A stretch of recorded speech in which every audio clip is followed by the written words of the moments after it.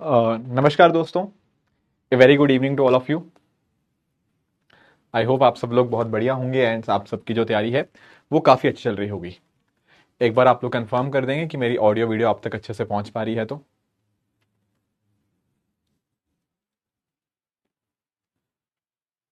Yes.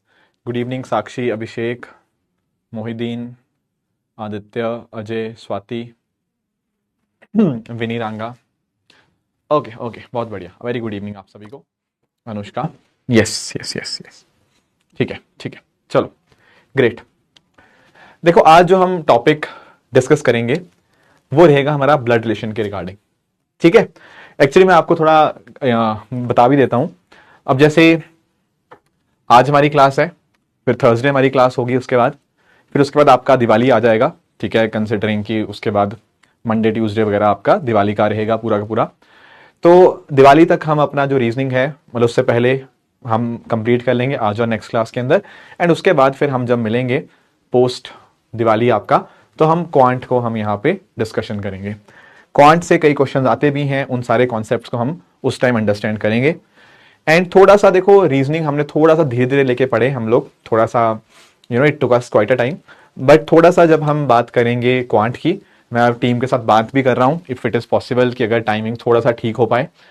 थोड़ा सा मुश्किल हो रहा है बट आई एम ट्राइंग कि क्वांट जब स्टार्ट होगा थोड़ा और ज़्यादा क्लासेस हम थोड़ा इंक्रीज करें ताकि आपका सिलेबस टाइम के ऊपर यहाँ पे कंप्लीट हो पाए। ठीक है, तो चलो ठीक है। तो कोशिश यही रहेगी कि आफ्टर दिवाली आपकी कुछ जो क्लासेस हैं थोड़ा और मैं हल्के सेशंस और ज़्यादा लेके, ताकि आपका जल्दी टाइम पे कंप्लीट हो पाए आपका। और जैसा मैंने आपको प्रॉमिस किया हुआ है कि आपका जो सिलेबस होगा वो रफली जनवरी एंड के एंड पे कंप्लीट हो जाएगा। एक दो हफ्ता मतलब 4-5 दिन ऊपर नीचे हो सकता है, but 31 January is my target to complete your batch. तो हो सकता है कि क्वांट में थोड़ी क्लासेस हम ज़्यादा इंक्रीज करें। हाँ देखो दीपांजलि, अगर टाइमिंग चेंज होगा तो हम डेफिनेटली वो करेंगे। ठीक है, अगर टाइमिंग ये रहा तो थोड़ा मुश्किल रहेगा क्लासेस का लंबा एक्सटेंड करना, बट अगर टाइमिंग चेंज हो पाया तो फिर हम लंबी क्लासेस भी ले लेंगे एंड इवन एक्स्ट्रा क्लासेस भी हम ले लेंगे। Rather than 2 days a week we can let's say take 3 और 4 days अ वीक। ठीक है, तो क्वांट में वो चीज़ रहेगी थोड़ा सा।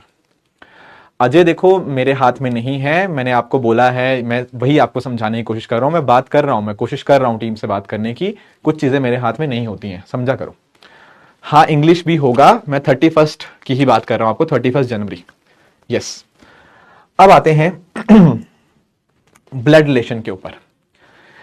ये टॉपिक इंटरेस्टिंग भी है, इंपॉर्टेंट भी है।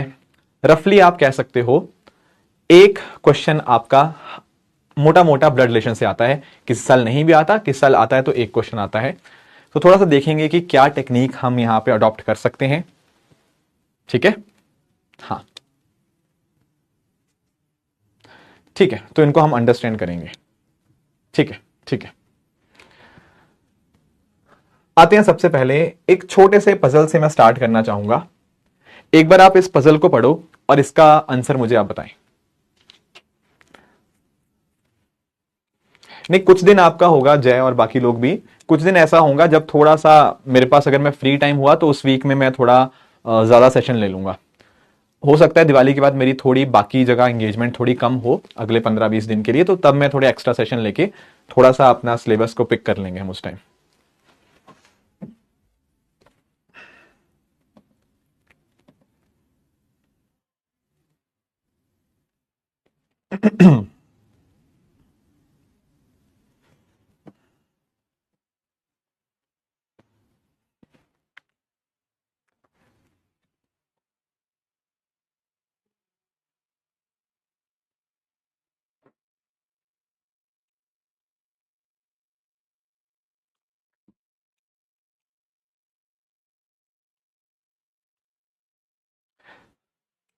देखो बहुत बढ़िया, इसका आंसर बिल्कुल ठीक है आप लोगों का। इस क्वेश्चन को देखने से देखो मेरा पर्पस यही है, आप देखना मैंने लास्ट ईयर के भी बच्चों को सेम क्वेश्चन करवाया था। उसका रीजन यही है कि मैं हर बार स्टूडेंट्स को ये बात बोलता हूं कि कभी भी अगर उसने आपको क्वेश्चन में किसी का जेंडर नहीं दिया हुआ, आप अपनी मर्जी से उसका जेंडर अज्यूम नहीं करेंगे। ये बात मैंने बच्चों को कई बार बताई है। 2025 में भी इसी कॉन्सेप्ट के ऊपर क्वेश्चन आया। बल्कि 2025 में जो क्वेश्चन आया है ब्लड रिलेशन के अंदर वो क्लासेस में ही डिस्कस था। तो व्हाट आई मीन टू से इज, जैसे इस केस में क्या है, वो कह रहा है कि एक फादर और सन एक्सीडेंट हुआ उनका, जहां फादर की डेथ हो गई, और जब वो सर्जरी में बच्चा गया तो उसने कहा कि ये तो मेरा बच्चा है। तो हु इज द डॉक्टर? तो अगर फादर की डेथ हो चुकी है तो मदर आंसर होगा। अब दिमाग में पता क्या आता है, बच्चे पता क्या करते हैं कि डॉक्टर जब आता है ना दिमाग में, तो ऑटोमेटिकली उनके दिमाग में पिक्चर आती है एक मेल की, और वो डॉक्टर का जेंडर अज्यूम करके बैठ जाते हैं कि डॉक्टर है तो लड़का ही होगा, डॉक्टर है तो मेल ही होगा।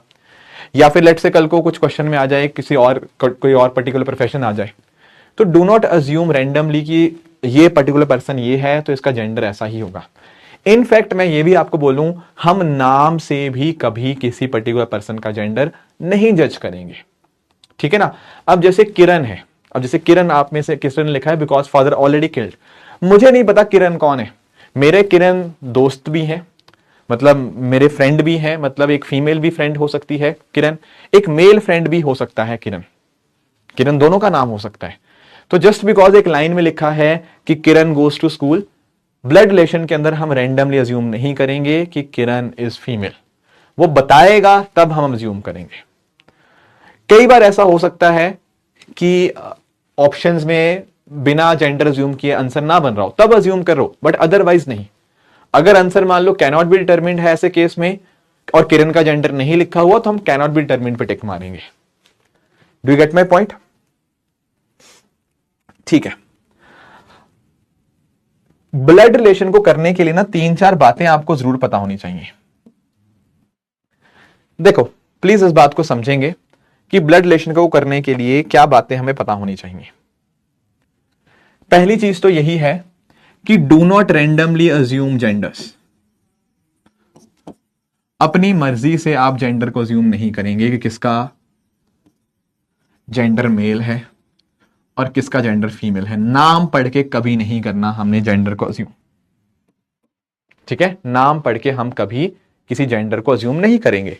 जैसे देखो तरन है, तरन, अब तरनजीत, अब मुझे सच में नहीं पता लग रहा कि तरनजीत एक मेल है या फीमेल है, इट कैन बी बोथ, ठीक है ना। तो रैंडमली अपनी मर्जी से हम अज्यूम नहीं करेंगे। ये क्वेश्चन पे ये कॉन्सेप्ट पे बार बार क्वेश्चन आ चुका है, कई बार डेटा सफिशिएंसी में आ गया, कई बार ब्लड रिलेशन के अंदर आ गया, तो हम अपनी मर्जी से अज्यूम नहीं करेंगे। This is one thing. दूसरी बात जो हमें यहां पे ध्यान रखनी है विद रिगार्ड्स टू आपके ब्लड रिलेशन, वो ये याद में रखनी है कि अगर हम बात करते हैं ना दोस्तों शादी की, कि मान लो दो बंदों के बीच में, मतलब दो लोगों के बीच में शादी हुई है, तो हम हमेशा ये अज्यूम करके चलेंगे कि जो भी मैरिज होगी वो हमेशा मेल और फीमेल के बीच में ही होगी। ये सही रहेगा हमेशा, दिस इज ऑलवेज ट्रू, ठीक है। आप थोड़ा सा इस यहां पे ये मत सोचना कि सर अब तो शादी एक लड़की लड़की की भी होती है, एक लड़के लड़के की भी हमने देखी है शादी। आई अग्री, आजकल तो एक अकेला इंसान खुद से भी शादी कर लेता है, but from the perspective of blood relation question हम ये अज्यूम करके चलेंगे कि शादी हमेशा हमेशा एक मेल और फीमेल के बीच में ही होती है। तो अगर दोस्तों यहां पे मैं आपके सामने एक लाइन लिखूं, अगर मान लेते हैं मैं आपके सामने एक लाइन लिखूं, मान लो यहां पे लिखा हुआ है ना कि A and B got married and साथ में मेंशन्ड है बी इज अ मेल, तो इसको पढ़ के आपको ऑटोमेटिकली समझ आ जाना चाहिए कि भाई जो ए होगा ना, ए फीमेल होगी। ये आपको ऑटोमेटिकली अज्यूम करना है। यहां पे डाउट नहीं होना चाहिए कि हां इनका जेंडर क्या है। हमेशा मेल और फीमेल का ही शादी हम मान के चलेंगे, हमेशा मेल और फीमेल का। Is it fine?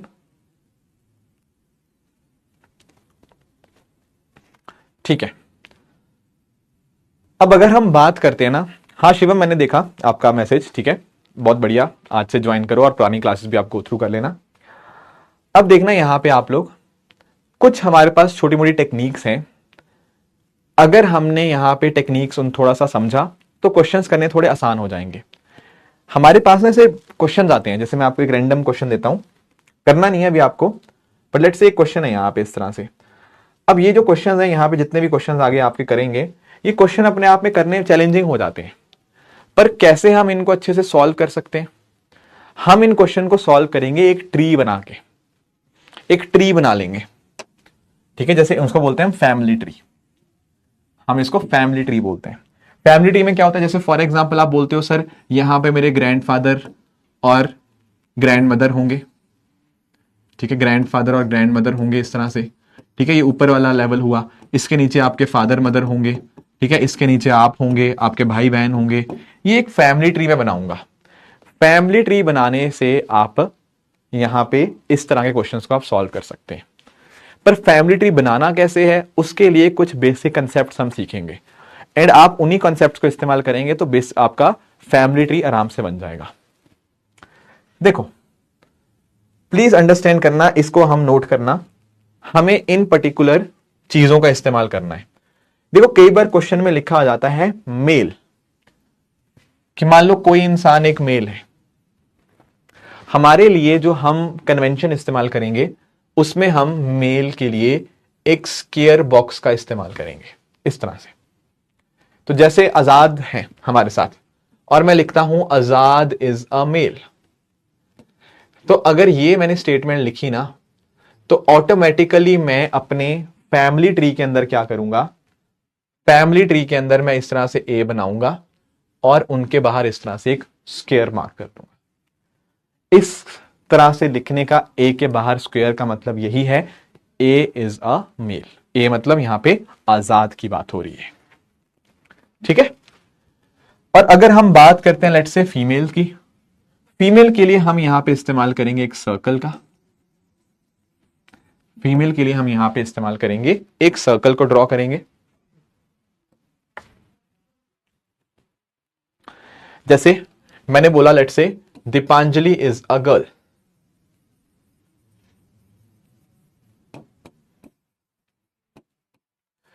तो इसके लिए हम क्या करेंगे, यहां पे हम यहां पे डी ड्रॉ करेंगे इस तरह से, और डी के बाहर सर्कल ड्रॉ कर देंगे, तो दीपांजलि इज अ गर्ल हो जाएगा, ठीक है। तो सर्कल का मतलब हम ऑटोमेटिकली समझ जाएंगे कि दीपांजलि एक लड़की है, ठीक है, ठीक है, ठीक है। अच्छा, अब आते हैं तीसरे कॉन्सेप्ट के ऊपर। क्या आप लोग सिबलिंग वर्ड का मीनिंग समझते हो? Do you understand the term sibling? अब देखना, सिबलिंग के लिए ना हम ये एरो डिनोट करेंगे इस तरह से, एक स्ट्रेट लाइन। क्या है? एक स्ट्रेट लाइन, जब भी बात आएगी सिबलिंग की।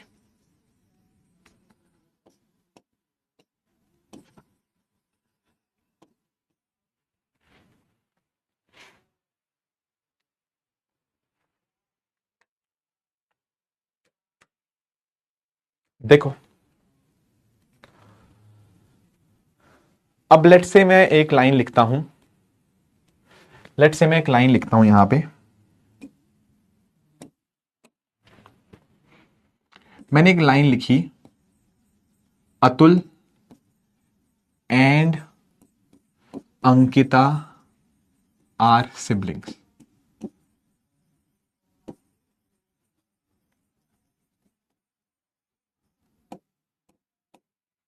आप मुझे बताओ कि इस लाइन को हम कैसे ड्रॉ करेंगे? आप बोलोगे सर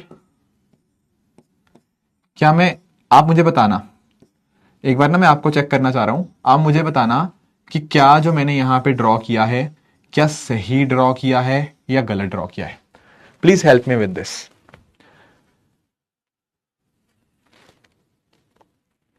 हम्म,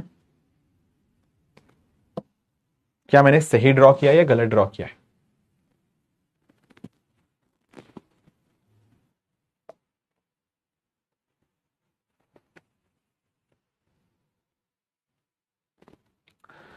देखो यहां पर गलत ड्रॉ किया है। क्यों सर, क्या गलत है इसमें?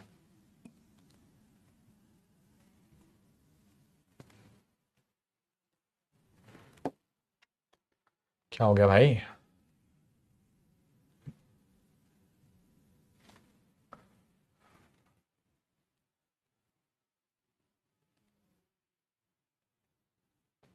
ये आपको दिख रहा है ये? चलो कोई बात नहीं, इधर ही आ जाओ भाई। आई थिंक लिख लिया होगा आप लोगों ने, बाकी कोई दिक्कत नहीं है।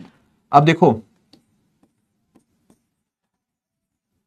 अगर आप इस तरह से बना रहे हो ना, इसमें दिक्कत पता क्या है? मैंने वर्ड लिखा था दे आर सिबलिंग्स। सिबलिंग्स का मतलब क्या होता है? देखो, सिबलिंग्स का हमें नहीं पता कौन होते हैं सिबलिंग।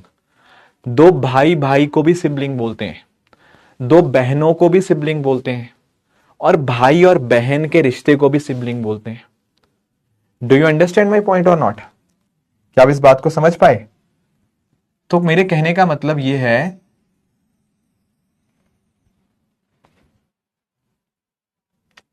अगले पेज पे आता हूं भाई। तो मेरे कहने का मतलब यहां पे यह है कि हमें इतना तो पता है कि अतुल और अंकिता सिबलिंग्स हैं, पर हमें नहीं पता इनका जेंडर क्या है। हो सकता है ये दोनों लड़के हों, हो सकता है ये दोनों लड़कियां हों, हो सकता है इनमें से एक लड़का हो और एक लड़की हो। We don't know their genders. ये क्वेश्चन भी 2 बार आ चुका है भाई, इसको प्लीज ध्यान में रखेंगे। सिबलिंग में भाई भाई भी आते हैं, बहन बहन भी आती है, भाई बहन भी आते हैं।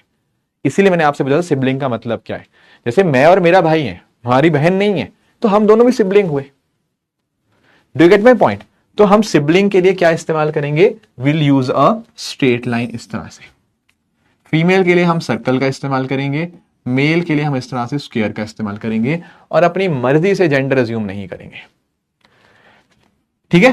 कई बार ऐसा जरूर होगा, देखो मैं आपको बताता हूं ऑनेस्टली, कई बार ऐसा जरूर होगा जब can not be terming option में नहीं होगा, वहां पर आप जेंडर अज्यूम कर भी सकते हो, बट अदरवाइज अगर उसने जेंडर नहीं दे रखे, हम नहीं अज्यूम करेंगे।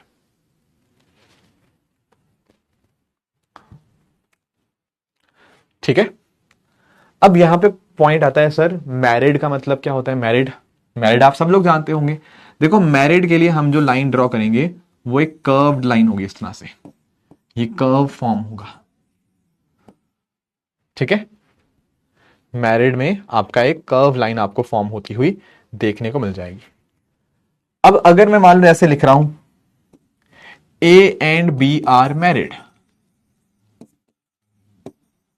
तो इसको कैसे ड्रॉ करेंगे sir? A and B are married को हम बस A and B are married को पढ़ के बस इतना ही लिख पाएंगे, ऐसे, बस इतना ही लिख पाएंगे।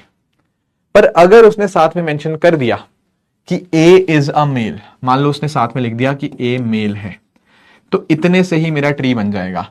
आपको पता लग गया ना कि ए मेल है, और मैंने आपको बोला है कि ए की शादी हमेशा फीमेल के साथ होगी, तो आपको ऑटोमेटिकली बी का भी जेंडर पता लग जाएगा, बी एक महिला हो जाएंगी। Do you get the point? ठीक है? तो ये 4 चीजें आपको पता होनी चाहिए, मेल, फीमेल, सिबलिंग और आपका मैरिड। ठीक है सर, दैट इज फाइन। इसके अलावा आपकी आती हैं जनरेशंस। फैमिली ट्री में आपकी जनरेशंस बनती हैं।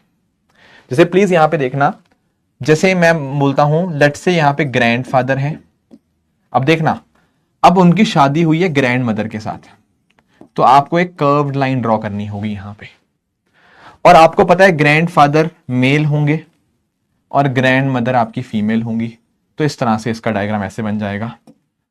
अब इस रिश्ते से मान लेते हैं आपके पिताजी का जन्म हुआ, लेट्स से ये आपके फादर रहे, और आपके फादर की शादी हुई है आपकी मदर के साथ, तो ये आपकी मदर रही, और इस रिश्ते से जन्म हुआ आपका। अगर आप लड़का हैं तो आप यहां पे आ जाएंगे इस तरह से, और अगर आपकी लेट्स से एक बहन है तो बहन के लिए आप स्ट्रेट लाइन इस्तेमाल करेंगे, ऐसे आपकी यहां पे बहन हो जाएंगी। अब यहां पे ना मैंने जनरेशन ड्रॉ करी है, this one is your generation 1, ये आपकी सेकेंड जनरेशन है, ये आपकी जनरेशन 3 है। ये फैमिली ट्री है, इस तरह से जनरेशन के हिसाब से आपका ऐसे फैमिली ट्री बनता है।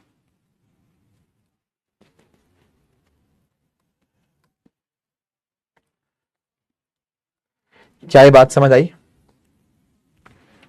क्या यहां पे आपको बात समझ आई या नहीं आई कि क्या हम ड्रॉ करेंगे, कैसे ड्रॉ करेंगे?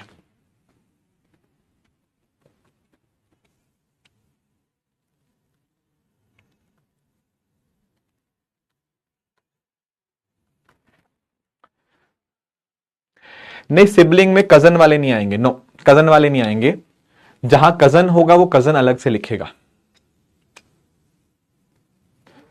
हाँ, पॉइंटिंग वाले भी करेंगे, सारे करेंगे, don't worry. I hope concept यहां तक आपको समझ आए होंगे। पहले बिल्कुल इजी वाले क्वेश्चन स्टार्ट करते हैं। हाँ जी, पहले आप लोग ट्राई करेंगे इस क्वेश्चन को। स्टार्ट करते हैं यहां से।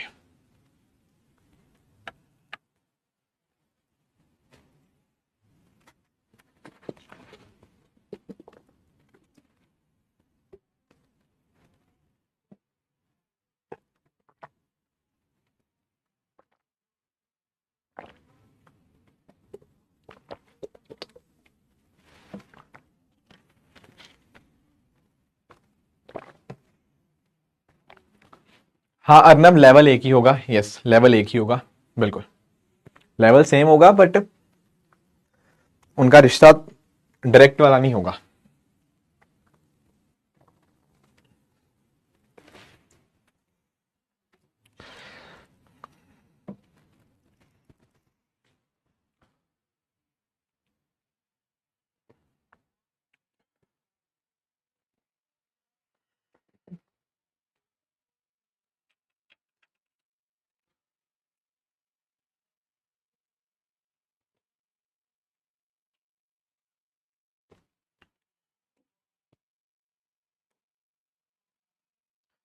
देखो, अभी आप लोगों को मैंने एक बात बताई है, आप फिर से वही बच्चे गलती कर रहे हैं।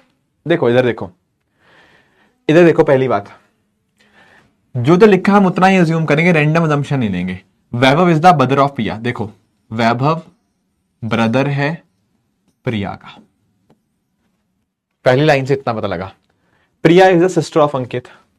प्रिया is the sister of Ankit. Ankit is the father of Bhanu. Ankit is the father of Bhanu. जितना लिखा है उतना ही लेंगे, कोई अपनी मर्जी से असम्पशन नहीं। दूसरा पूछ रहा है how is Bhanu related to Vaibhav.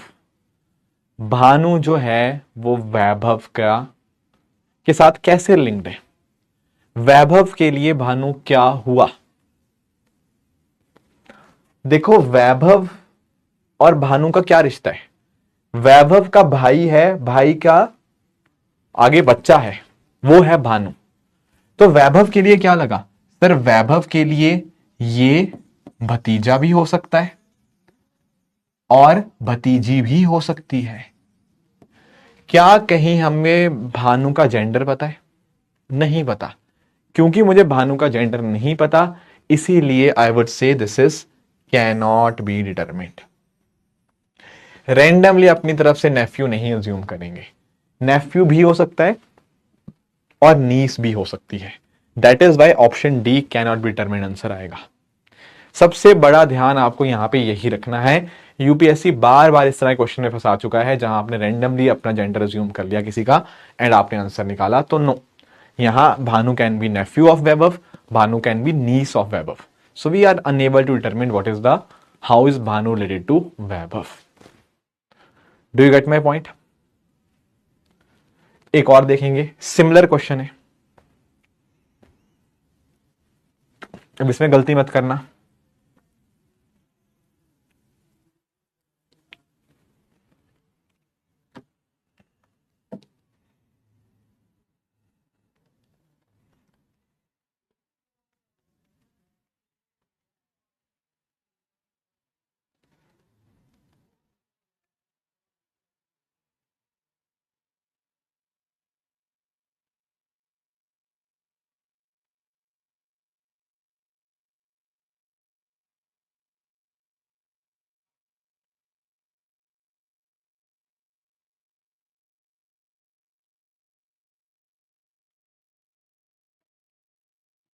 Good good good. अब इसमें देखो क्वेश्चन सेम है, ये क्वेश्चन सेम है। अब यहां पे देखो वही सेम बात है, ये रहा था वैभव, ये थी प्रिया, ये था आपका अंकित, और अंकित का बच्चा जो था वो था भानु या वो थी भानु। अब देखो इसमें लिखा क्या है, how is Vaibhav related to Bhanu. Bhanu के लिए वैभव कौन है? देखो, भानु चाहे लड़का हो तब भी वैभव उसके चाचा ही लगा, भानु चाहे लड़की हो तब भी वैभव उसके लिए चाचा ही लगा। तो यहां पे भानु का जेंडर कुछ मर्जी हो, वो भानु की बात नहीं कर रहा। भानु के लिए वैभव क्या है? भानु के लिए वैभव चाचा ही है। भानु के लिए वैभव चाचा ही है। ठीक है, तो इसीलिए यहां पे ऑप्शन बी आंसर होगा। अंशी, मैंने कभी ये नहीं कहा कि क्वालिटी खराब करूंगा, मैंने कहा I will take some extra sessions. Quality क्यों कम करूंगा? कैसी बातें कर रहे हो? ठीक है, एक ही तो चीज है जो मेरे में है क्वालिटी, अब वो भी कम करूंगा क्या? मैंने बस ये बोला कि I will take some few extra sessions for quant. ठीक है ना, क्वालिटी कभी कम नहीं होगी, क्वालिटी की चिंता आपको बिल्कुल नहीं करनी है। ठीक है, तो आंसर आएगा बी अंकल। चले कुछ और क्वेश्चंस भी देखें, जैसे ये देखो, इधर इधर इसको ट्राई करो एक बार।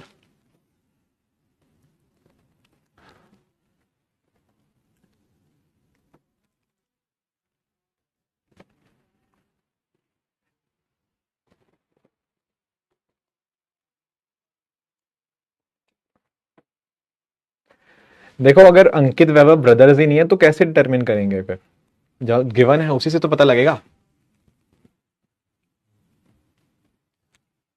अरे अर्नब यार, कैसी बात कर रहे हो यार?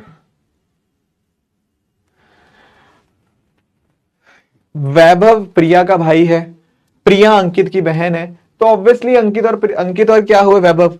ये देखो ना, ये दोनों की बहन है, वैभव और अंकित की, तो वैभव भाई भाई हुए ना। कैसी बातें कर रहे हो आप लोग भी? प्रिया जब वैभव की बहन है, अंकित प्रिया का भाई है, तो अंकित और वैभव भी तो भाई भाई हुए।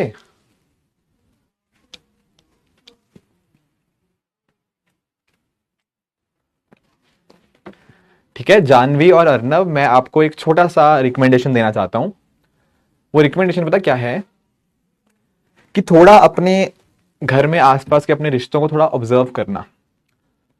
जैसे कई बार हमें ना ब्लड रिलेशन के, मैंने पर्सनली नोटिस किया है, वो बच्चे बहुत अच्छा करते हैं ब्लड रिलेशन के अंदर जिनके लाइफ में रिलेशनशिप्स बड़े सही चल रहे होते हैं। उनको बहुत अच्छे से आइडिया होता है कौन भाभी है, कौन किसकी बहन है, तो वो ब्लड रिलेशन के क्वेश्चन भी बड़े आराम से कर लेते हैं। Anyways,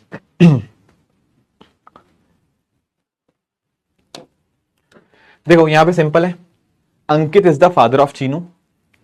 Ankit is the father of Chinu. जो जितना इतना लिखा है उतना ही अज्यूम करना है, अपनी मर्जी से कुछ नहीं करना। Ankit is the father of Chinu, तो अंकित का जेंडर पता लगा है, चीनू का जेंडर नहीं है। धर्मेंद्र इज सन ऑफ सिमरन, मुझे नहीं पता कहां ड्रॉ करना है धर्मेंद्र को, पर आगे देखो, Shyam is brother of Ankit. अब यहां से देखो, Shyam is brother of Ankit, Shyam is brother of Ankit. ठीक है, if Chinu is sister of Dharmendra, Chinu is sister of Dharmendra, okay, and Dharmendra is the son. Dharmendra किसका सन है? सन ऑफ सिमरन।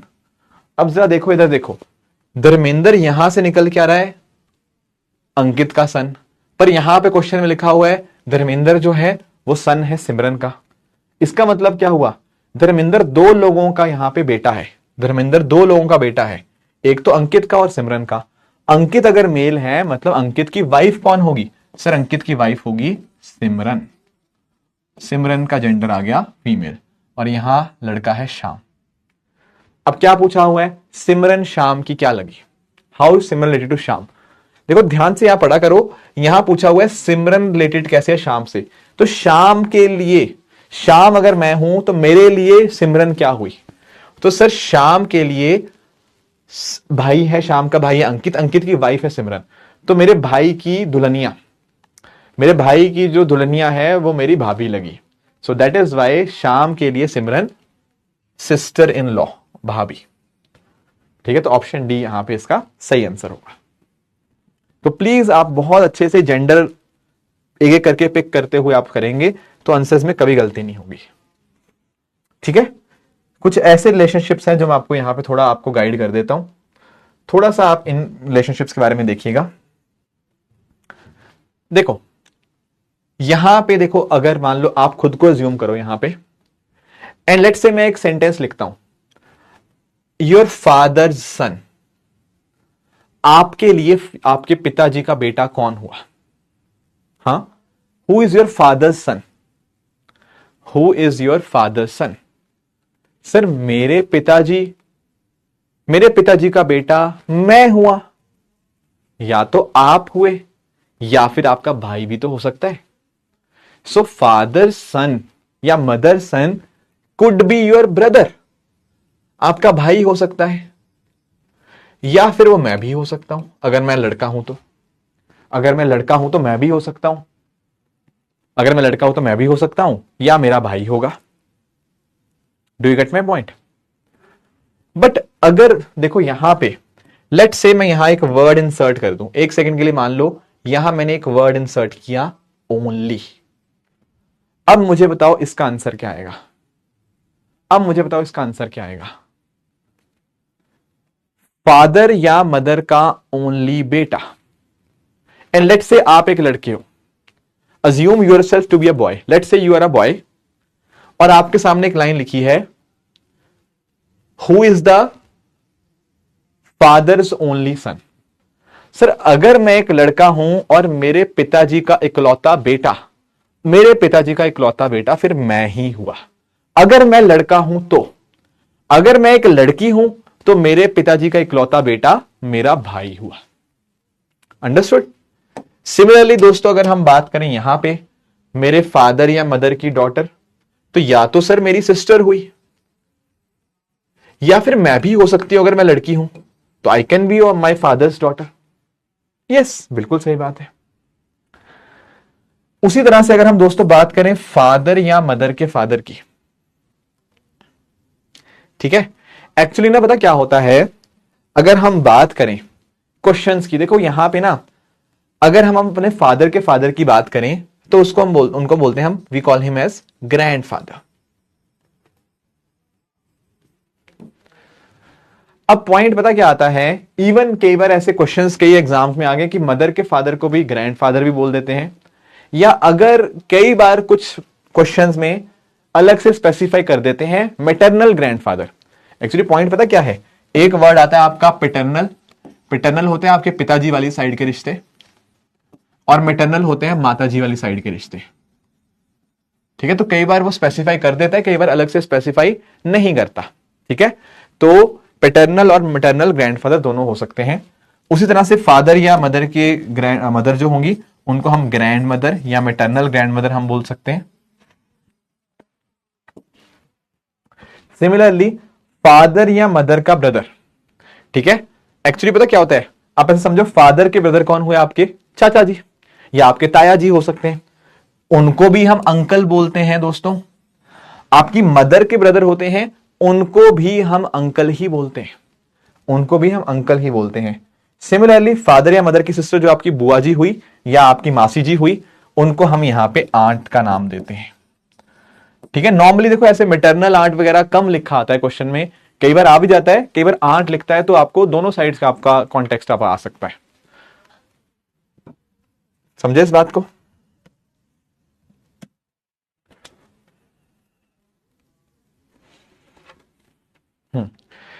चाचा जी भी हो सकते हैं, ताया जी भी हो सकते हैं। Is it okay? ठीक है, कुछ और रिश्तों की हम बात कर लेते हैं। जैसे यहां पे आप नोटिस करेंगे फादर या आंट का बेटा, सॉरी नॉट फादर, अंकल और या आंट का बेटा। देखो अंकल मतलब मेरे चाचा जी या मामा जी या ताया जी, आंट मतलब मेरी मासी जी, मेरी बुआ जी, वो सब। उनका बेटा, उनका बेटा जो होते हैं ना अंकल के बेटे, वो दरअसल में हम उनको बोलते हैं कजन। और प्लीज यहां पे भी आप ध्यान देना, प्लीज आप यहां पे भी सुनना मेरी बात। अगर हम बात करें अंकल आंट की डॉटर, उनको भी हम कजन ही बोलते हैं। तो एक्चुअली ना अगर क्वेश्चन में सिंपली कजन लिखा हुआ है, आप फिर से जेंडर अज्यूम नहीं कर सकते। अगर उसने लिखा ना कि आपकी कजन है एक, तो आपका कजन मतलब आपका, तो आपका आपकी नहीं लिखेगा, मतलब कजन है आपका, तो वो लड़का भी हो सकता है, वो लड़की भी हो सकता है। Do you get my point? तो चाहे आपका अंकल का बेटा हो या अंकल की बेटी हो, दोनों को हम कजन ही बोलते हैं। हाँ, अगर वो कजन ब्रदर या कजन सिस्टर लिख दे तो हम जेंडर निकाल पाएंगे, अदरवाइज नहीं निकाल पाएंगे। ऐसे ग्रैंड चाइल्ड का चाइल्ड जो होता है उसको हम बोलते हैं ग्रेट ग्रैंड चाइल्ड। ठीक है, ग्रेट ग्रैंड चाइल्ड। ठीक है, जैसे आपका पोते का बेटा, तो पड़पोता बोलते हैं उसको, great grand child. Similarly brother या सिस्टर का बेटा, इसको हम बोलते हैं नेफ्यू, जैसे हमने वो भानु वाला क्वेश्चन किया था। और ब्रदर या सिस्टर की बेटी को हम बोलते हैं नीस।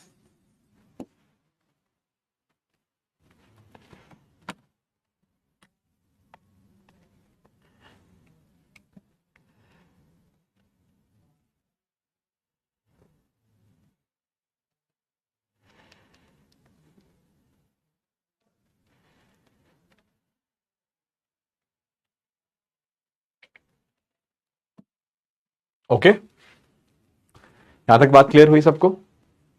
हाँ, भतीजी भांजी दोनों को हम बोल सकते हैं नीस। उस तरह से भतीजा भांजा उनको हम नेफ्यू।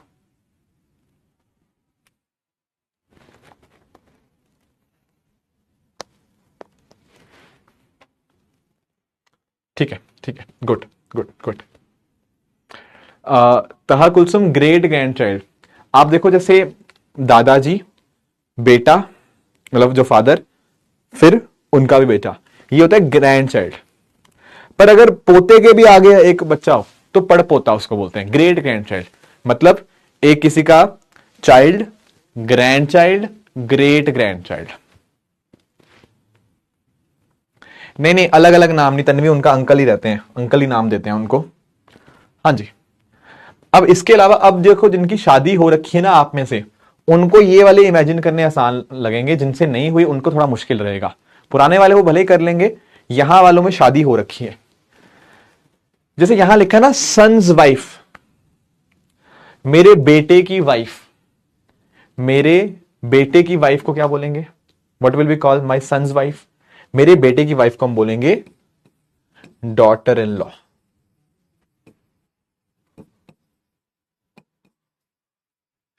और उसी तरह से मेरी बेटी के हस्बैंड को हम बोलते हैं यहां पे सन इन लॉ। ठीक है, इन लॉज वाले जो आपके रिश्ते होते हैं, ठीक है, उसको बोलते हैं हम सन इन लॉ।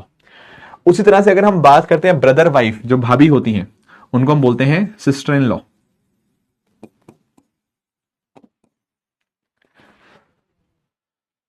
अब यहां पे नोटिस करना, हस्बैंड या वाइफ की सिस्टर, जिसको हम लोग मतलब हिंदी में आई थिंक ननद वगैरह बोलते हैं इनको, मुझे एग्जैक्टली पता नहीं है, आप देखना, आप बताना मुझे। ठीक है, थोड़ा मेरा भी हाथ कमजोर है इस तरह के रिश्तों में। बट एनीवेज, हस्बैंड या वाइफ की सिस्टर को भी हम इंग्लिश में हम सिस्टर इन लॉ ही बोलते हैं।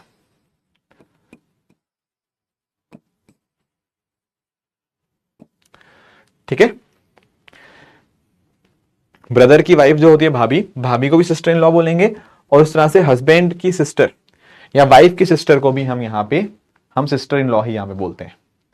उसी तरह से बात करें हम हस्बैंड या वाइफ के ब्रदर, इनको हम बोलते हैं ब्रदर इन लॉ।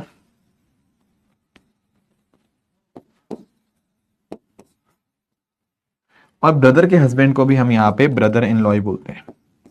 जैसे ना ये आपका, जैसे हस्बैंड का ब्रदर, ये देवर हो गया, मतलब देवर जेठ जो होगा, इसको भी हम यहां पे ब्रदर इन लॉ ही बोलते हैं।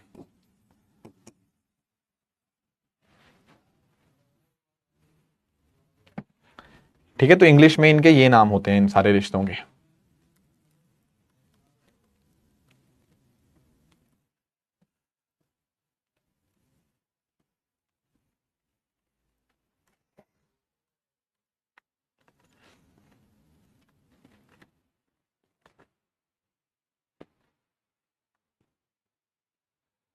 हाँ, जेठ और देवर वो दोनों आ जाएंगे ब्रदर इन लॉ में।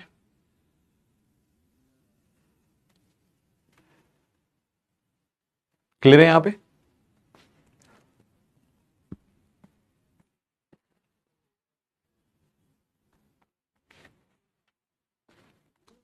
ठीक है, ठीक है, गुड। अब आते हैं, चलो कुछ क्वेश्चंस करते हैं। अब काफी पढ़ लिया हमने कई चीजों के बारे में, अब थोड़े क्वेश्चंस हम ट्राई किए जाए। एक पहले इस बार का ट्राई करते हैं, 2025 में क्वेश्चन आया था, आप इसको ट्राई करना, थोड़ा लंबा देखने में है, मुश्किल नहीं है। ऑप्शन डी अगर नहीं पढ़ा जा रहा, थोड़ा ऊपर कर देता हूं इसको, ऐसे पढ़ लो यार। ठीक है, इसको पढ़ के बताओ इसका आंसर क्या होगा। हाँ इशिका, हाँ स्पेसिफाई नहीं कर सकते, यस।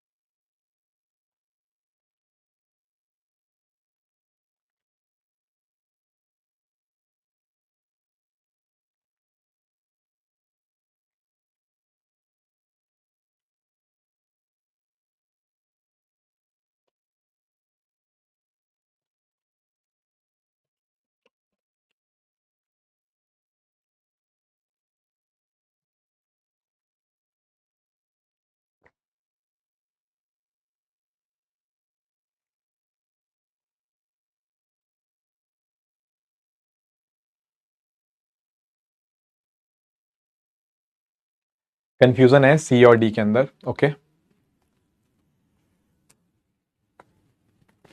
बना लेते हैं।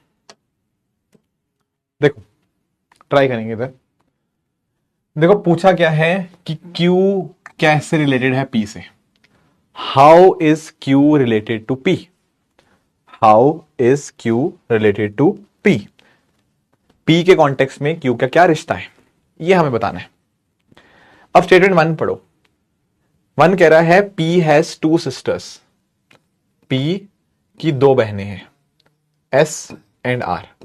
अब देखो मुझे P का जेंडर नहीं पता, R और S का जेंडर पता है। इससे R और S फीमेल है, पता लग गया। इससे तो नहीं पता लगेगा, क्यू तो अभी आया ही नहीं, पता नहीं पिक्चर में। और सेकंड स्टेटमेंट की बात करें, वो कह रहा है R father is the brother of Q. देखो यहां से भी आर और क्यू का रिश्ता मिलेगा, क्यू और पी का नहीं मिलेगा। अब दोनों को कंबाइन करो एक बार। जब हम दोनों को कंबाइन करेंगे ना, we will find out that कि आर के जो पिताजी हैं, आई डोंट नो कौन है, ठीक है, R's father is the brother of Q. R's father is the brother of Q. अब देखो ये बन गया मेरा मेरा इतना डायग्राम बना। अब मुझे बताओ, जो बच्चे सी कह रहे हैं, क्या आप बता सकते हो how is Q related to P?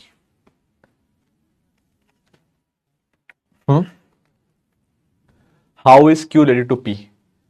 जो पी है ना, पी उसके पिताजी,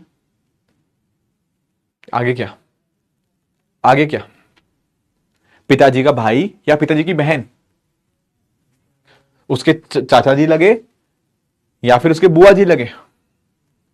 नहीं लिखा, नहीं लिखा, तो हम कैसे बता दें अंकल है या आंट है? So that is why we don't know how is Q related to P, we don't know. इसीलिए जब हम दोनों को कंबाइन भी करेंगे तब भी हमारे पास आंसर नहीं निकल के आएगा, ऑप्शन डी सही होगा। कंबाइन करने के बाद भी मेरे पास आंसर नहीं मिल रहा है।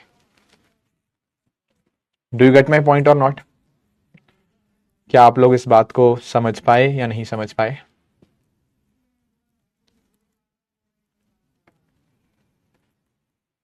गुड, ठीक है, नेक्स्ट पे आते हैं। फिर इस पे आएंगे एक बार।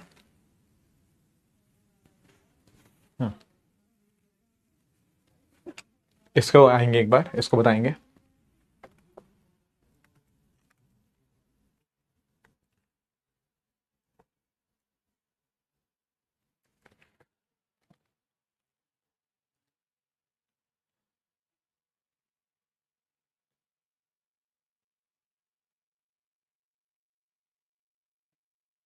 सिद्धार्थ जेंडर नहीं गिवन भाई, जेंडर नहीं गिवन ना, तो we don't know how is they are related.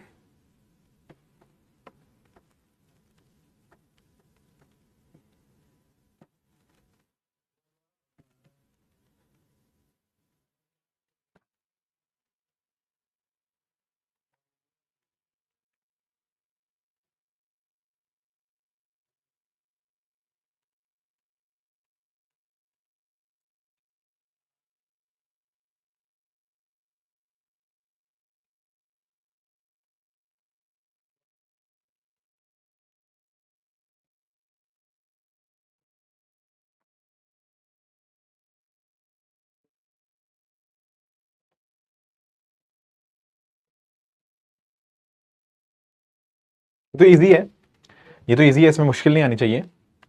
B is mother of T,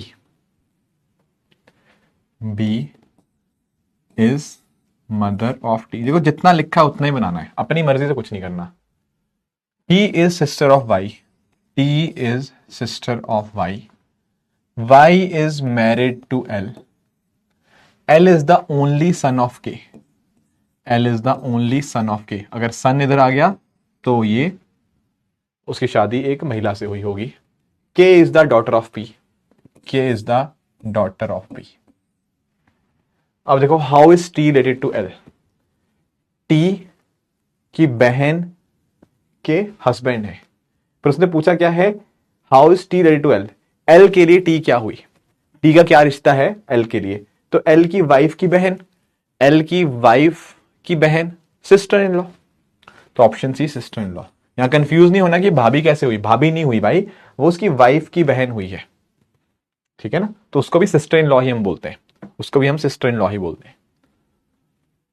और एक चीज और है यहाँ पे, ये सेकंड क्वेश्चन इसी का, इसको बताओ कजन कैसे आ गया भाई, कजन कैसे आ गया, उसकी वाइफ की बहन है तो सिस्टर इन लॉ।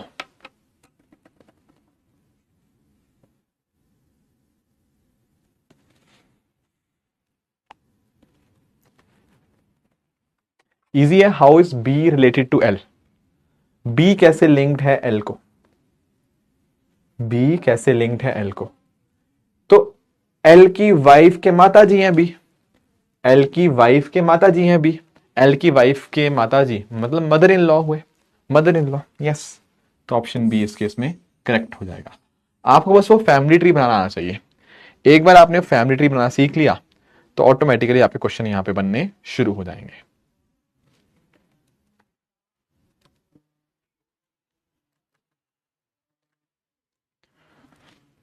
ठीक है, ठीक है, इसको ट्राई करेंगे, इसको देखेंगे एक बार।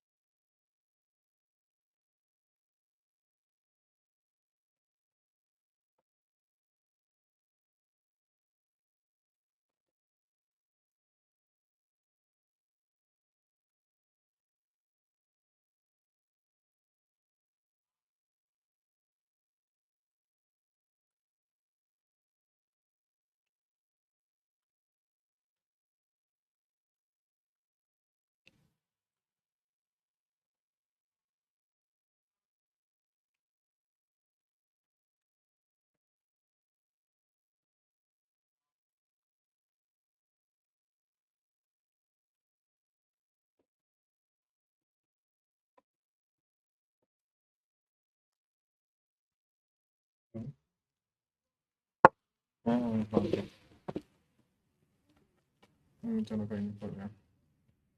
नहीं नहीं नहीं, बस खाऊंगा, नहीं नहीं खाऊंगा खाऊंगा, हाँ। ठीक है। हम्म। चलो, ओके।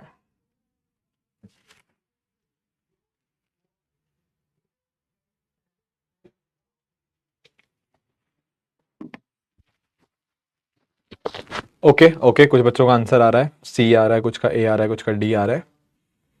ट्राई करते हैं। ठीक है, ठीक है, लेट्स ट्राई। देखो यहां पे क्या बोला गया, 4 लोग हैं जिसमें 2 मैरिड कपल्स हैं। Both the women are shorter than their respective husband, उनके जो भी उनके हस्बैंड होंगे, हस्बैंड से वाइफ की हाइट छोटी होगी। आई होप हाइट की बात कर रहे हैं, हाँ। ए इज टॉलेस्ट अमंग द 4। अब एक चीज अंडरस्टैंड करना, देखो ए सबसे टॉलेस्ट है, तो मुझे एक क्वेश्चन का आंसर दो, क्या ए फीमेल हो सकता है? देखो अगर ए फीमेल होता तो वो अपनी वाइफ से छोटा होता, तो फिर वो टॉलेस्ट होता ही नहीं। So that is why A is the tallest का मतलब पता क्या है, कि ए मेल है, ए मेल है। कैसे पता लगा? क्योंकि ए टॉलेस्ट है, जो मेल है अपनी वाइफ से लंबे है ना, so that is why A cannot be female, A has to be male. ठीक है, और उसने एक बात बोल दी, C is taller than B. चलो ठीक है, इसको लिख लेते हैं। अब उसने एक बात और लिखी, डी इज बीज ब्रदर। जो डी है ना, डी डी जो है वो मेल है, वो बी का भाई है, भाई। अब यहां पे एक बात अंडरस्टैंड करना, हमारे पास एक ए पता लग गया था कि वो मेल है, हमारे पास डी पता लग गया है कि वो भी मेल है, तो 2 मेल पता लग गए। अगर 2 मेल पता लग गए हैं कि ए भी एक मेल है, डी भी एक मेल है, तो ऑटोमेटिकली सर बी और सी क्या होनी चाहिए? बी और सी आपकी फीमेल होनी चाहिए। Do you get my point? A male पता लग गया, डी मेल पता लग गया, तो ऑटोमेटिकली बी और सी फीमेल होगी। चलो गुड। अब देखो, मैंने आपको एक चीज बोली थी कि एक मेल की शादी हमेशा फीमेल के साथ ही होगी। एक मेल की एक दूसरे मेल के साथ शादी नहीं हो सकती। तो एक्चुअली आप अंडरस्टैंड करो, डी की शादी ए के साथ हो नहीं सकती क्योंकि दोनों मेल हैं। डी की शादी बी के साथ हो नहीं सकती क्योंकि ये लोग तो भाई बहन हैं। तो डी की शादी किसके साथ होगी? सर डी की शादी केवल और केवल सी के साथ होगी, और कोई ऑप्शन बचा ही नहीं। और अगर डी की शादी सी के साथ हो गई है तो सर बी की शादी किसके साथ होगी? बी की शादी ए के साथ हो जाएगी। ये रिश्ता है इनका। तो जो पहली बात कह रहा है चारों के फैमिली टाइज हैं, हाँ बिल्कुल ये ऐसे जुड़े हुए हैं। अब वो कह रहा है B is the shortest among the four. अब देखो यार, एक बात अंडरस्टैंड करो, उसने हमें बता रखा था ए इज टॉलेस्ट, तो ए तो सबसे आगे है, और ए जो हस्बैंड है वो वाइफ से बड़ा है, वह टॉलर है, तो A is greater than B. और जो डी है वो अपनी वाइफ से बड़ा होगा, तो D is greater than C. और जो सी है वो बी से बड़ा है। अब ये तो हमने कर रखे हैं भाई, ये तो रैंकिंग वगैरह के हमने क्वेश्चन कर रखे हैं। तो अगर ए देखो बी से सॉरी, ए यहां पे बी से बड़ा है और सी बी से बड़ा है और डी सी से बड़ा है, तो ए के बाद आएगा डी, डी के बाद आएगा सी, सी के बाद आएगा B. That is the whole chain. तो बी सबसे छोटा है, हाँ जी बिल्कुल। सी डी से टॉलर है? नहीं, डी टॉलर है। That is why third is wrong. A जो है वो बी का हस्बैंड है, ये भी बिल्कुल सही है। अब क्योंकि उसने पूछा था नॉट करेक्ट कौन सा है, तो option C is the not correct. Option C is the not correct. बात समझे? थोड़ा सा हिंट कैच करना था, 2 हिंट जो कैच करने वाले इंपॉर्टेंट थे। ए टॉलेस्ट है तो A has to be male. दूसरा, डी बी का भाई है तो D is also male. A और डी मेल मिल गए तो बी और सी ऑटोमेटिकली फीमेल हो जाएंगे।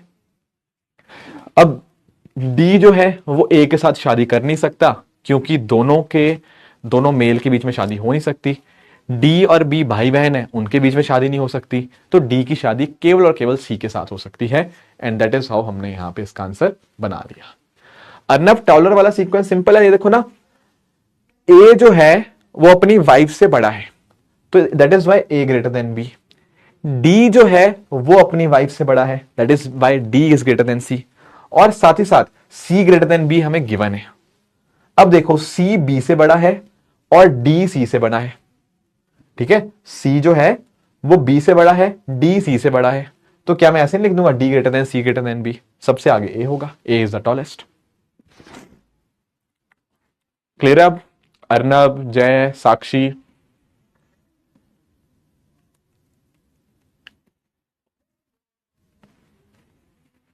यस और नो?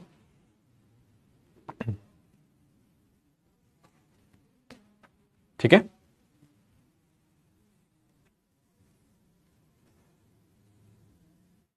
चलो नेक्स्ट पे आते हैं, इसको ट्राई करेंगे। अरे ऑप्शन सी में लिखा है सी इज टॉलर देन डी, नहीं, डी टॉलर है ना, तो डी टॉलर है तो गलत है सी ऑप्शन।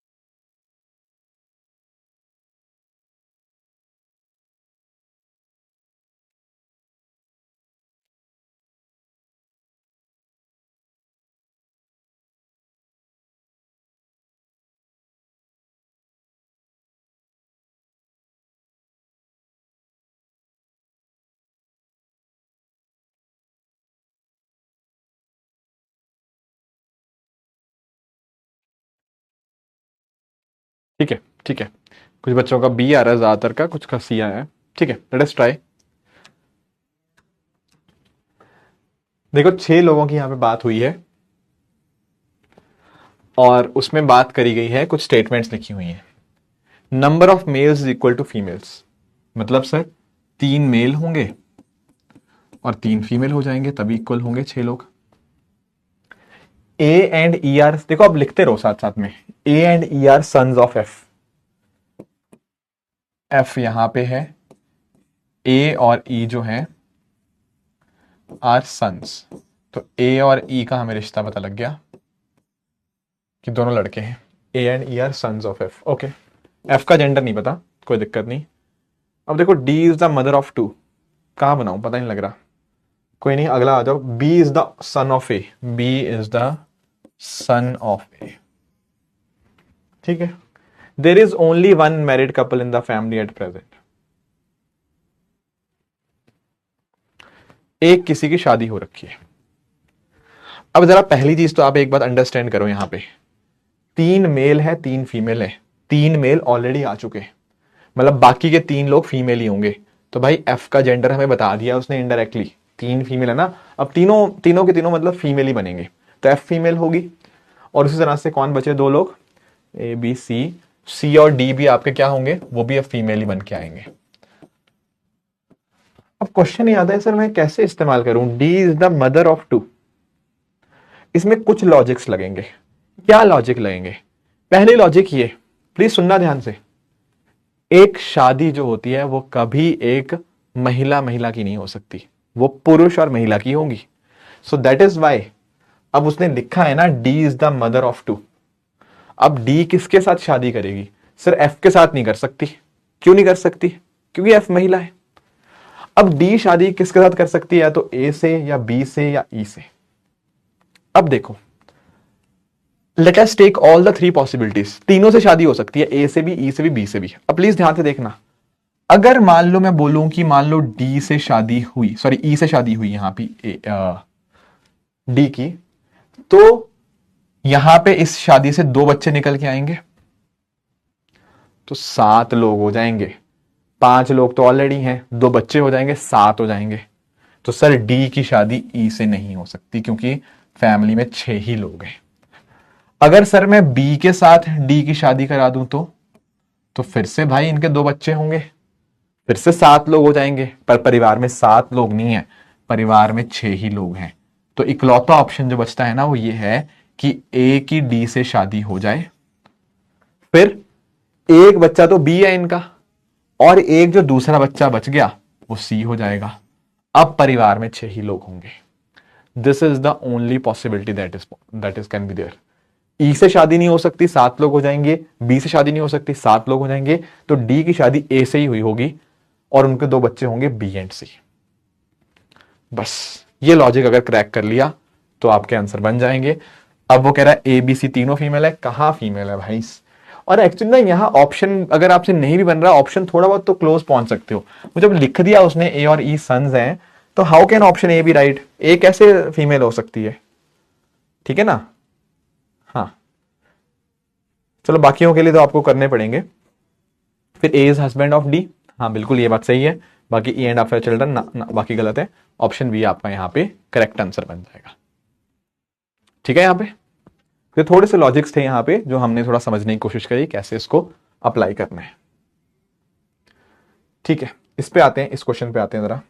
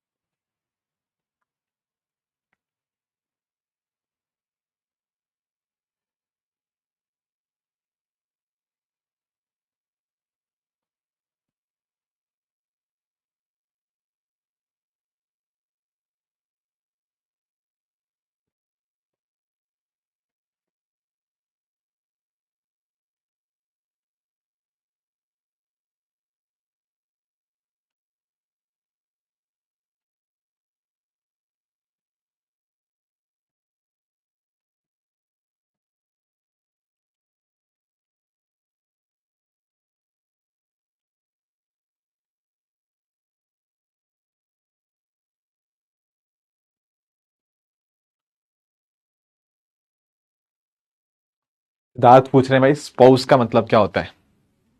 सिद्धार्थ, स्पाउस मतलब जिससे शादी होती है, ठीक है, पार्टनर कह लो, पार्टनर।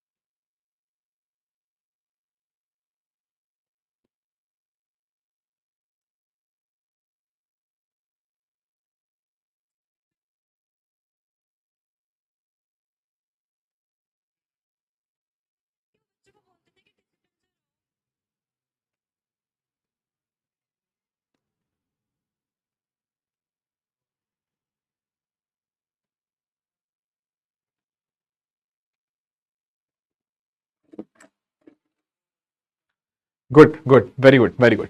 प्लीज देखेंगे अब से सब लोग इधर देखो। ये जो लाइन है ना, R is the spouse of Q, इसका मतलब यही है कि वो पार्टनर है। वी डोंट नो कि उनका क्या मतलब हस्बैंड वाइफ है, वी डोंट नो कौन हस्बैंड है कौन वाइफ है, ठीक है। तो R is the spouse of Q का मतलब इस तरह से। जेंडर नहीं पता। U is the mother of T and S is the daughter of U. कोई नहीं, बट करेक्शन यहां पे बना, आर का सन है पी, आर का सन है पी, आर का सन है पी, ठीक है। और क्या गिवन है, पी की डॉटर है, P is daughter is T, P की डॉटर है T, okay. You is the mother, देखो पी की डॉटर है टी, तो पी की शादी हुई होगी किससे, यू के साथ। तो पी अगर मेल है तो यू फीमेल होगा, होगी मतलब। And S is the daughter of you, S is the daughter, तो टी और एस भी भाई बहन होंगे। ये बना आपके सामने जो डायग्राम बनना चाहिए था, ठीक है। अब यहां पे देखो, यहां पे देखो पहला स्टेटमेंट कह रहा है Q is the grandfather of T. देखो टी के लिए हमें नहीं पता क्यू कौन है, ग्रैंडफादर भी हो सकता है, ग्रैंड मदर भी हो सकती है। तो ना हम पहला ऑप्शन 100% कह पाएंगे, ना दूसरा ऑप्शन, इट कुड बी इधर, या ग्रैंडफादर होंगे या ग्रैंड मदर होंगे। R is the mother of P ना, वो गलत है। पर तीसरा चौथा देखो लास्ट वाला, T is the grand daughter, answer is yes. देखो क्यू का जेंडर कुछ मर्जी हो, क्यू मेल होंगे तब भी टी उनकी ग्रैंड डॉटर होंगी, क्यू फीमेल होंगी तब भी टी उनकी क्या लगेंगी, ग्रैंड डॉटर ही लगेंगी। So that is why option D will be the right answer. A और बी क्यों नहीं हो सकते, क्योंकि इन दोनों में से एक होगा, या तो ग्रैंड फादर होंगे क्यू या ग्रैंड मदर होंगी क्यू, ठीक है ना। We don't know the genders. ये जेंडर ना पता होने वाला क्वेश्चन बार बार यूपीएससी पूछ रहा है, हर साल वही क्वेश्चन पूछ रहा है, जेंडर पता होने वाला। रैंडमली अजम्पशन नहीं लेनी जेंडर के रिगार्डिंग। एक और देखेंगे क्वेश्चन।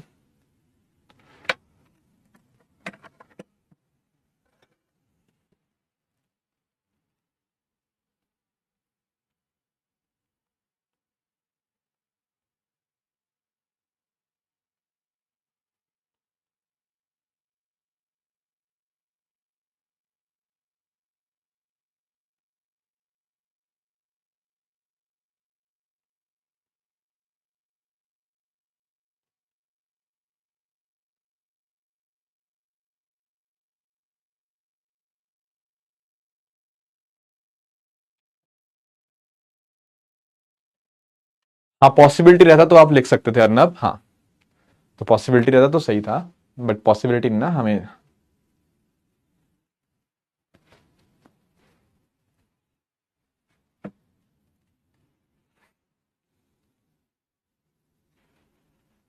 ठीक है, ये तो काफी इजी क्वेश्चन है, आई डोंट थिंक इसमें बताने की भी जरूरत है ये वाले क्वेश्चन में तो।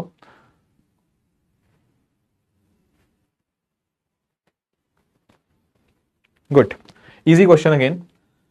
पी प्लस आर का मतलब क्या होगा, P is the son of R, P is the son of R, and R minus Q का मतलब क्या होगा, R is the wife of R is the wife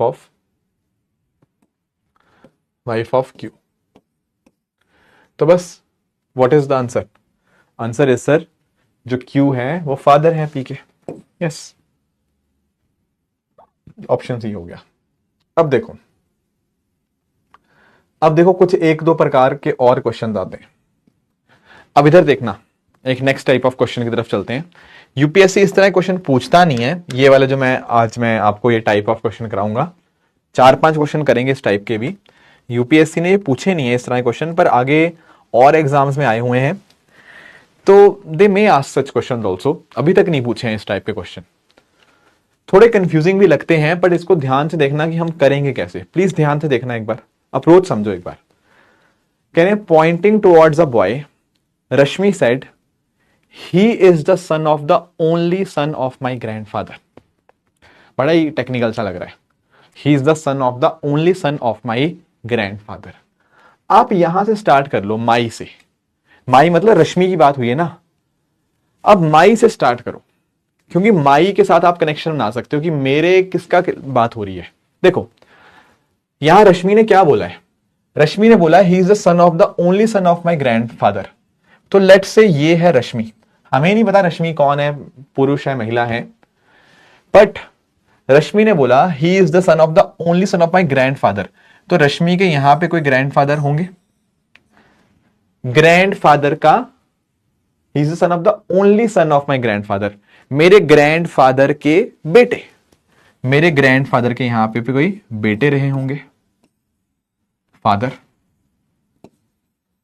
ये रश्मि के भी बेटे, रश्मि के पिताजी होंगे बेसिकली। और यहां पे रश्मि ने बोला ही इज द सन। अब देखो, जब मैंने आपको पहले भी बताया था, जब लिखा ना he is the son of my father, ये तो वही बात हुई ना, he is the son of my father. Sun of my father में क्या हुआ, सन ऑफ माई फादर मतलब या तो मैं हुआ या मेरा भाई हुआ। तो या तो रश्मि खुद हुई, अगर रश्मि का जेंडर यहां पे गिवन नहीं है, या फिर रश्मि का भाई हुआ। ऑप्शन में केवल भाई ही है तो भाई ही होगा, तो रश्मि के भाई की यहां पे बात हो रही है। That is why option B is the right answer. आप माई से स्टार्ट करो। बोला था माई ग्रैंडफादर, मेरे दादाजी, मेरे दादाजी के इकलौते बेटे का बेटा, मेरे दादाजी के इकलौते बेटे का बेटा, या तो मैं या मेरा भाई। So that is why option B is the correct answer. Do you get my point? तो माई से आपने शुरुआत करी तो आपको रिश्ते बनाने आसान लगेंगे।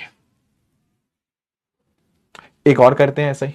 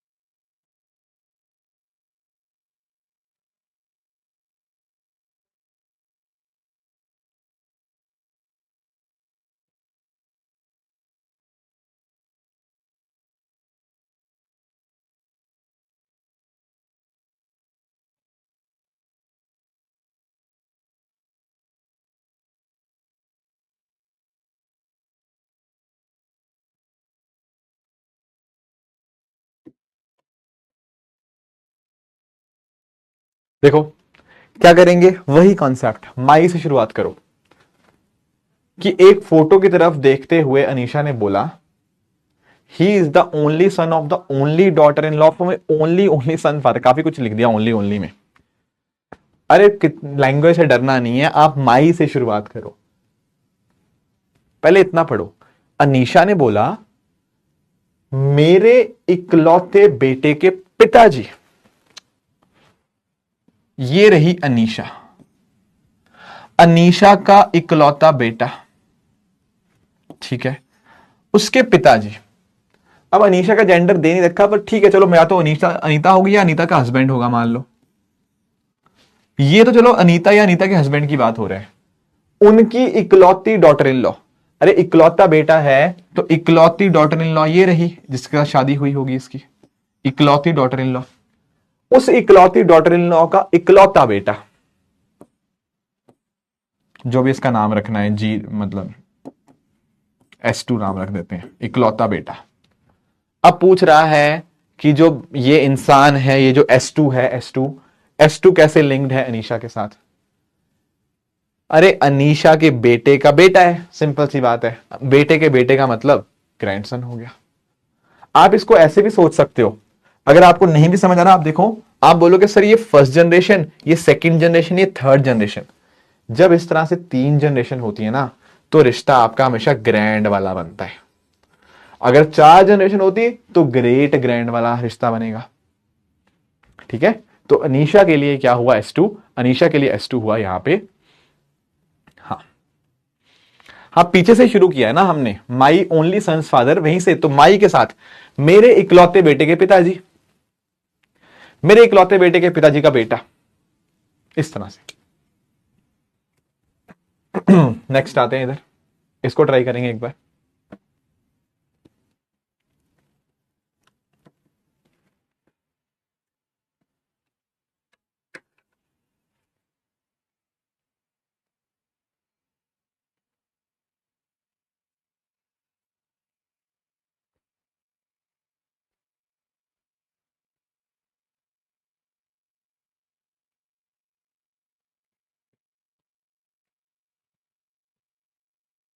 नहीं, 5th जनरेशन तक नहीं जाते, उसमें एक ग्रेट और लगा दो, पर इतना नहीं होता वहां पे।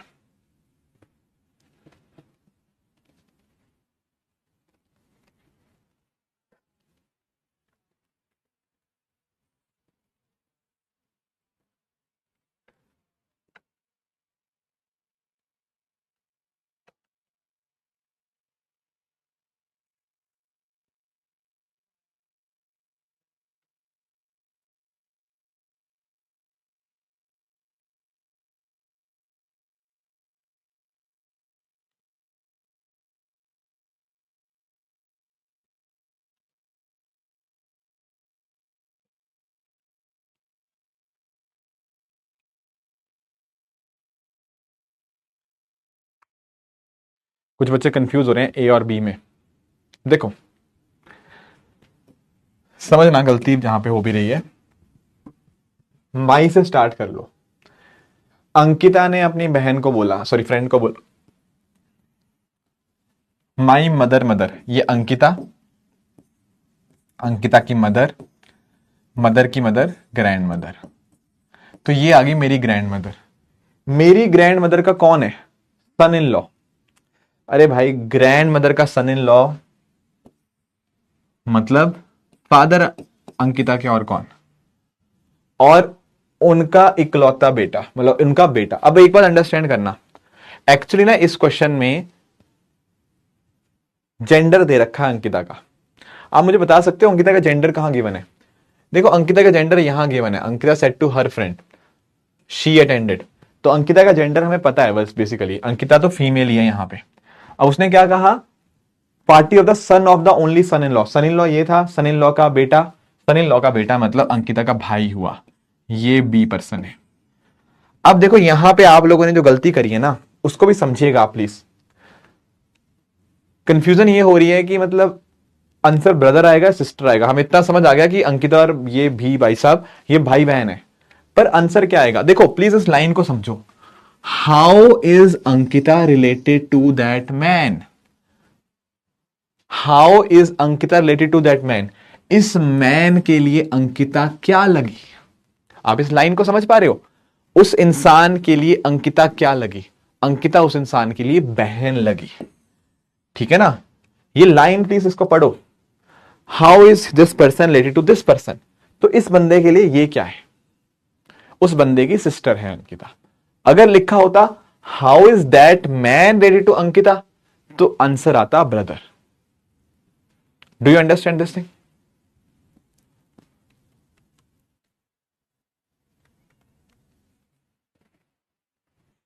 ठीक है, तो प्लीज इस चीज को आप प्लीज अपने नोट कर लेंगे कि इस लाइन को पढ़ना कैसे है। एग्जाम में कई बार पूरा क्वेश्चन सॉल्व हो जाता है हम उल्टा लिख देते हैं कि ए के लिए बी का रिश्ता और बी के लिए ए का रिश्ता, दोनों का आंसर अलग अलग है, दोनों का आंसर अलग अलग है। इसलिए इस बात को भी ध्यान रखेंगे कि हम ये बहुत ध्यान से देखेंगे कि how is A related to B, हम इसको बहुत ध्यान से पढ़ेंगे। तो how is Ankita related to man, Ankita is the sister of that man. चले इधर आएंगे।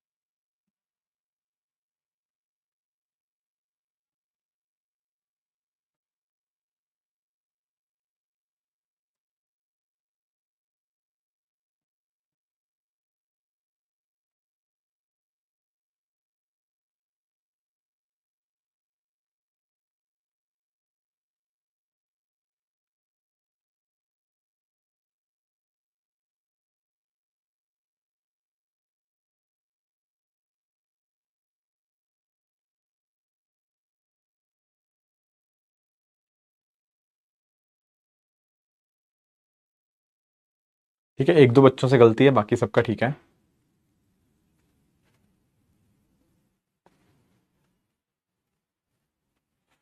देखो यहां लिखा है अमन इज अ हैंडसम बॉय, और उसके बाद उसने ही भी लिख दिया, तो भाई अमन का जेंडर हमें पता लग गया। अब देखो माई पकड़ो, माई कहां पे है, लिखा ना माई ब्रदर, तो पहले तो अमन है भाई साहब, ठीक है। अमन ने बोला मेरा भाई है, ठीक है, भाई का जेंडर हमें पता है, भाई का जेंडर अपना मेल है। फिर देखो मेरे भाई के पिताजी, मेरे भाई के पिताजी मतलब मेरे पिताजी, और क्या इसमें क्या पूछ रहे हो, मेरे भाई के पिताजी मेरे पिताजी। मेरे भाई के पिताजी की इकलौती बेटी, मेरे भाई के पिताजी की इकलौती बेटी मेरी बहन हुई, मेरे एक भाई के पिताजी की इकलौती बेटी मेरी बहन हुई, और मेरी बहन का बेटा, मतलब इसको डी लिख लेते हैं, मेरी बहन का बेटा, ये रहा, ये बंदा है मेरी बहन का बेटा। How is Aman related to the person in the photograph, please देखो अमन है ये, और ये रहा वो पर्सन फोटोग्राफ वाला। इस पर्सन इन द फोटोग्राफ के लिए अमन क्या हुआ, word is how is Aman related to the person in the photograph. इस बंदे के लिए अमन क्या हुआ, सर इस बंदे की माता जी का भाई है अमन, तो माता जी का भाई इज मामा, तो इस बंदे का मामा लगा अमन, तो that is why answer will be option B maternal uncle. ठीक है, डी पे मत पहुंचो, फिर से वही गलती कर दी जो बच्चे नेफ्यू कह रहे हैं। अरे नहीं भाई देखो ना, how is Aman related to that person, इस बंदे के लिए अमन क्या हुआ, तो गलती मत करो, उल्टा मत बताओ। अगर आता how is that person related to Aman, तो आपका ऑप्शन डी आता, तो ऑप्शन बी यहां पे इस केस में सही होगा। चलो नेक्स्ट आते हैं।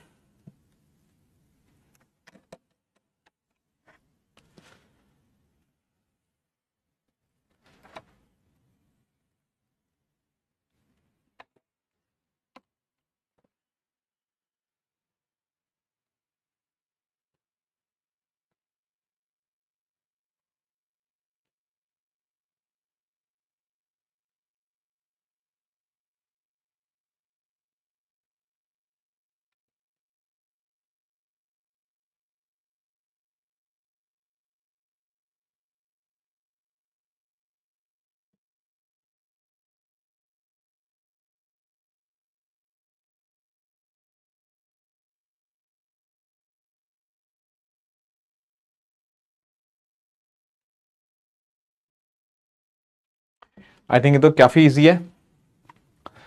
देखो Vaibhav attend a party with his wife, तो वैभव एक मेल होगा।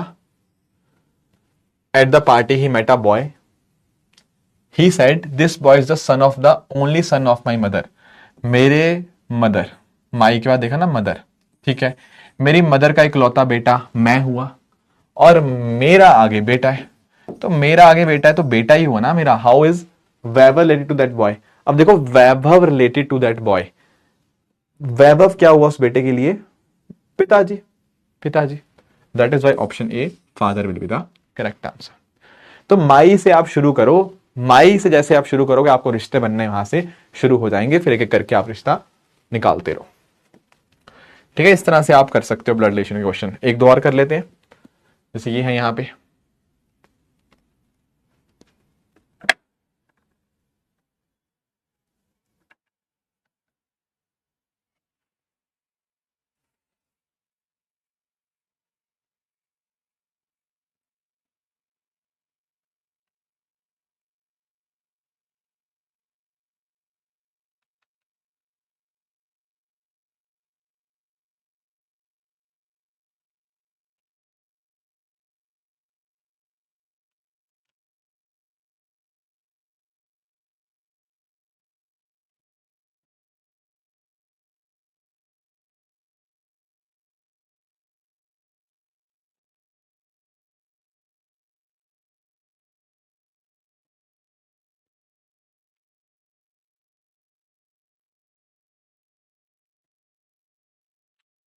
हाँ सक्षम, मैंने आपको बताया ना कि हम एक नेक्स्ट सेशन और करेंगे, उसके बाद आपकी दिवाली आ जाएगी, दिवाली के बाद हम लोग अपना क्वांटिटेटिव एप्टीट्यूड स्टार्ट करेंगे। ठीक है, और दिवाली के बाद जब क्वांटिटेटिव एप्टीट्यूड स्टार्ट करेंगे, मैं यही कह रहा था कि उन दिनों में हो सकता है, मैं अभी कंफर्म मुझे चेक करना पड़ेगा टीम के साथ, हो सकता है मैं थोड़ा सा फ्री रहूं, तो will take some extra session also, ताकि हम चीजें कवर अप कर पाए उन दिनों में। ठीक है,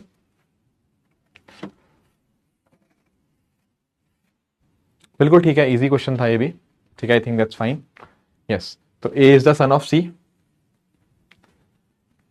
ए is son of C while C and Q are sisters. Z is mother of Q. If P is the son of Z, बस बन गया। क्या लिख रहा है? Q is grandfather। कहां से ग्रैंडफादर भाई, एक जनरेशन में कहां से ग्रैंडफादर आने लग गए? P is maternal uncle, बिल्कुल एक ही माताजी C के भाई हैं, बाकी गलत है। Option B will be the right answer.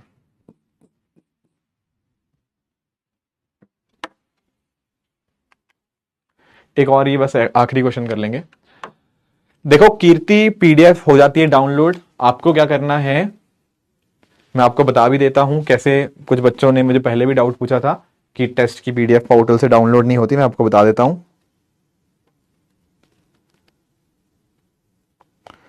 देखो जैसे आप जाओगे ना नोटिस सेक्शन में, नोटिस सेक्शन में कई सारे कॉलम आएंगे, all content, batch videos, lecture planner, उसी में जाके नीचे आएगा टेस्ट सिलेबस पीडीएफ ओनली, और उसके नीचे आएगा test PDF only.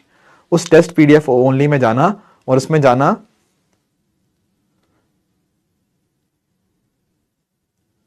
Weekly test में जाना, वीकली टेस्ट में जाओगे वहां पे आपको मिल जाएगा। ठीक है, वीकली टेस्ट में नोट्स में, नोट सेक्शन में जाना, वहां मिल जाएगा। ये सामने मेरे डाउनलोड में कर रहा हूं, होती है डाउनलोड।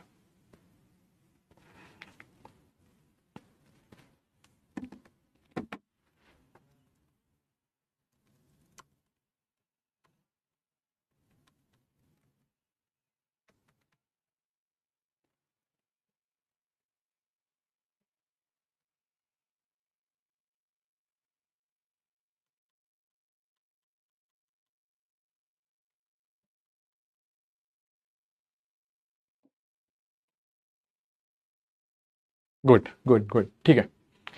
देखो इधर देखेंगे सब लोग, इधर देखेंगे।